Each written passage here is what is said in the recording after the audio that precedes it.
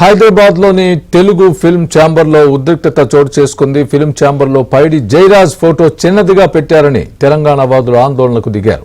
Andhra go back అంటూ తెలంగాణ వాదులు నినాదాలు చేశారు.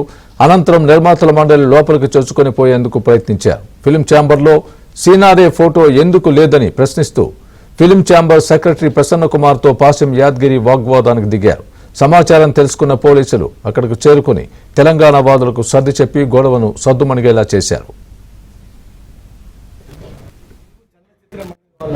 బావిలో కప్పలు ఎక్కడికి పోతే బయట తీసుకుపోతారు.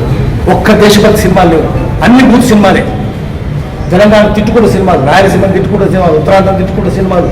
విలన్లు ఎవడరా అంటే గొల్లోళ్ళు, రెడ్డోళ్ళు విలన్లు, బాపనోళ్ళు, కోమటోళ్ళు జోకర్లు. ఎస్సీలు మనుషులే కాదు, ఈ చదువు మాకొద్దని వాడు వేజల సత్యనారాయణ తీసాడు. దళితులను తిట్టుకుంటే సినిమాలు తీసాడు. కులతత్వం వీళ్ళకు పచ్చి కులతత్వం, ప్రాంతీయ తత్వం వీళ్ళది. ఐడి చేయడానికి అందరికంటే ముందు పద్మ ఆయనకు దాదాపాలకి అవార్డు ఇచ్చింది. అందరికంటే ముందు 300 మరాఠీ సినిమాలు, 200 హిందీ సినిమాలు, మూకిసిన పృథ్వీరాజ్ కపూర్ కారం పడాయి. అది ఎందుకు ఆయన బొమ్మ ఎందుకు పెట్టారు? ఐడి ఈ దొంగలు పెద్దరాయ దొంగలు పెద్దగా నారాయణ రెడ్డి బొమ్మ ఎందుకు లేదు?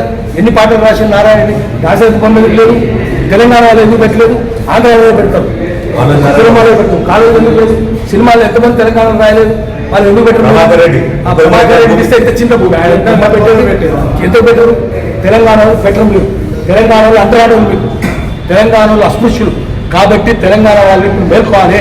ఈ భూమి మనది, సర్వకాశ భూమి. ఇది మొత్తం స్టూడియో కిషన్ సర్వకాశ భూమి. అంటే నిజాముద్దీన్ స్టేట్ గవర్నమెంట్కి వచ్చింది. మన భూములు కదా అవన్నీ. మన భూములు తీసుకొని మీరు మమ్మల్ని అవమానిస్తారా? మమ్మల్ని చిన్న చూపు చూస్తారా? మీరు అవమానిస్తూ ఒప్పుకోం, మేము అంతరార్థనం ఒప్పుకోం. అందుకనే తెలంగాణ వాళ్ళంతా లేవాలి, మళ్ళీ తెలంగాణ సినిమా రావాలి, పెట్టుబడి నుంచి విముక్తి చేయాలి, ఏకాధిపత్యం నుంచి విముక్తి చేయాలి, జై తెలంగాణ ఆడాలి, తెలంగాణ పౌరుషం ఎందుకు చూపించాలి.